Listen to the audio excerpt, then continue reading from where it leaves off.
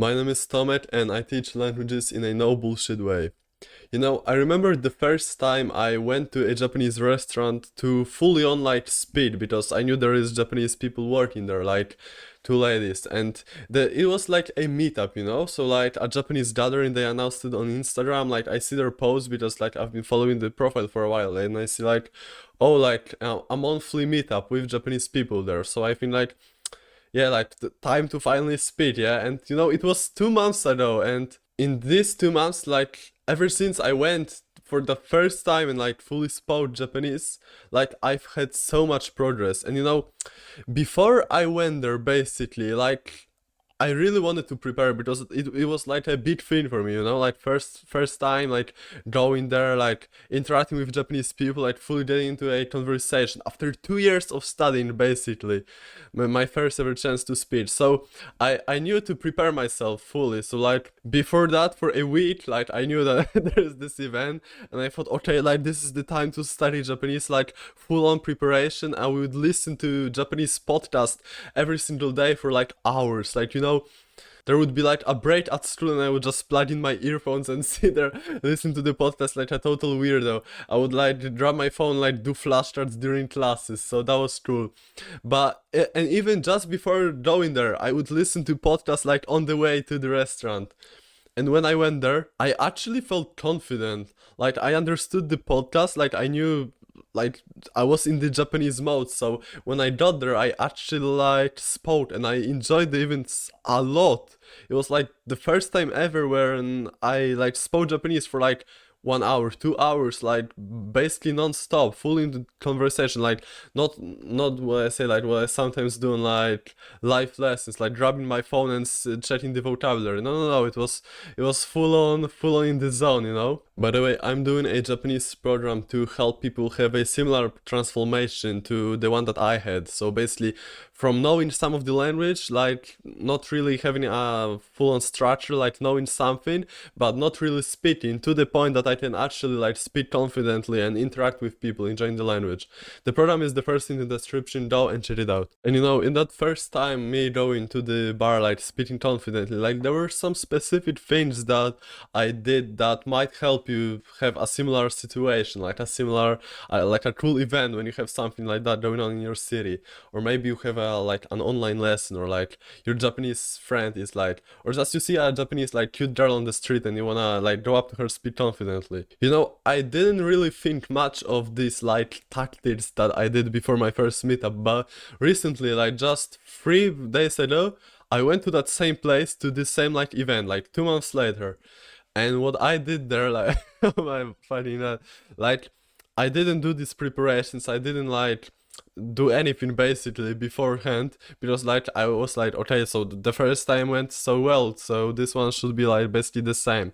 So I went there and I fucking like sat on the little chair, like eating my taiyaki and my like sipping my tea for like an hour before like speaking, actually. Just just unconfident, just sitting there wasting time. But then I fucking finally dropped myself up and like had a sit conversation, like basically the best conversation in Japanese that I had so far. I think confidently I could say that. Let me give you this little analogy, okay? You know how sometimes maybe you're chilling with your friends, like sitting at a bar, like drinking, like talking to people, and you see like a person that you'd like to approach, like they seem like cool, maybe attractive, and you wanna go up and speak to them. You just going up after you've just been like talking with your friends, like laughing loudly, like doing all sorts of cool shit, like interacting with people, basically. It feels much easier, like much less friction for you to go up and speak to them. And you maybe like even get their number, like secure a date or some shit. But compare that to you just like going on a bus, like you have your headphones in and you see like, I don't know, like a cute girl sitting across you, and you've just been like the hikikomori type of shit, like you've just left your home from your like full-on 5-hour League of Legends gaming session. You go and like drive to your gym, for example, and even on the bus you're not present because like you have those headphones in, and you're isolating yourself even more. So then it feels much more difficult to like speak to that person. Like you know what I mean, right? This one you're in this social zone, and like the one on the bus you're basically introvert mode. And you know, I've heard this I've heard this like concept calling socially lubricating yourself. Basically getting into this social flow state by doing like progressively overloading those social interactions, you know? Another interaction, like imagine you're doing your math homework. The when you have to start the homework, like get the notebooks, get the like pen, everything, like clear out your desk basically, and like do the first exercise, the first like equation. It feels like much more friction, and you procrastinate, you don't even end up doing it. But when you're already like at school, like doing your maths homework, but when you're like at school doing like your maths assignment on the lesson, during the lesson, you've done like 10 exercises, like 20 equations, and the 21st one it doesn't seem as hard. Like you've already basically like warmed yourself up. So the same way you warm yourself up like in the gym, like by doing some exercises, in the like doing homework by doing 20 exercises first before the 21st, so the 21st is easier. The same like on a party, you're like talking to people based like to your friends and maybe to the friends of your friends, and then you progressively overload and you're warmed up to approach like a person you don't know at all, like a cute girl or like a cute guy. So what I did, so let's get back to Japanese. The tactics that I used to basically speak confident in like short natives. First thing I did was preparing myself, warming myself up by studying Japanese, like just studying Japanese, like throughout the week, throughout the like whole month, like throughout the 2 years that I've been studying, leading up to that point. That this is also a warm up, like when you've gotten used to like studying Japanese, listening to Japanese, like doing flashcards, learning words throughout the whole week, like being consistent, then that's the first step, okay? The second thing I did was I basically like this weirdo I was talking to myself, and like you don't have an excuse. Like people may look at you weird, so like I don't know, like just go into your room before like you get on the bus to drive to the like Japanese restaurant and just speak to yourself. That's what I did, even like on the way there, like in a car with my no, yeah, I think yeah, in a car with my little brother, and on the bus on the way I was like saying some of like anime phrases or just some shit I remember, like trying to speak to myself like monologue. And during that time I was also listening to the podcast like throughout the whole time. Then when I get there, the first couple seconds of the your like interaction are very very crucial. So I don't know, like go in there, like say konnichiwa, like ohayo gozaimasu, like konbanwa, very very loudly. So like you seem like this confident person, like going in there like this is your territory. So I already like make my presence known in the place, so like people realize that I'm not just some shadow sitting on the like in the corner. Like I'm actually a person that speaks like Japanese, and like somebody can interact with you. That also makes you a lot more approachable. So what happened then was I spoke to some Polish people, just yeah, because like I live in Poland, okay, like to some Polish people, and turns out they also study Japanese. So I talked a bit in Japanese to these Polish people. Like it's a lot safer because of course they're not like natives, they're not like perfect at Japanese, so there is like a learning environment. That's the feeling I had when you've been chilling. And that talking to Polish people is like talking to your friends on a party, talking to the friends of your friends, like some approachable people, let's say.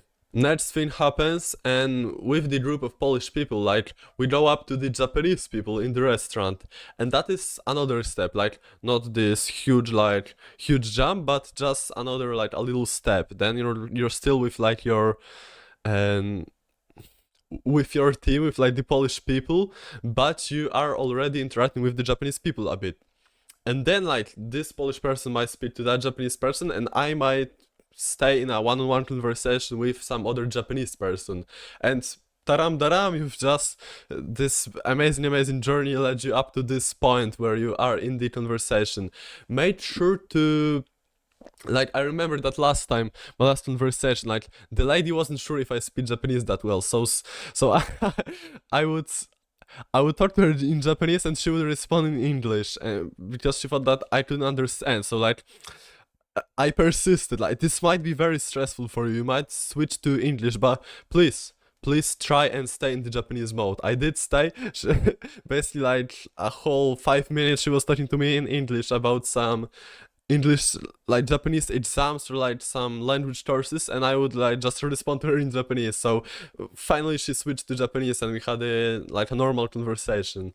Made sure to like people sometimes don't feel like people sometimes feel like reserved to correct you when you are like making a mistake in Japanese, like just speaking a foreign language. But you can just tell them that like it's absolutely fine if they correct you, like you are here to learn.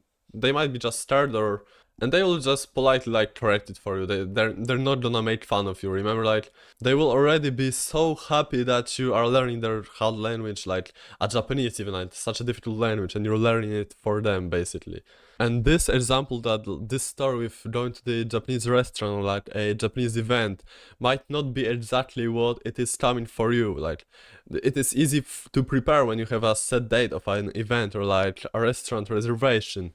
Then it is way easier to prepare yourself. But the smartest people, the base learners, are always prepared. They are always learning the language. They are always like in the zone. They're always like speaking to themselves in the shower, so they can be confident when the like opportunity arises. When an opportunity like happens, like an occasion or some shit. I don't know the English word, honestly.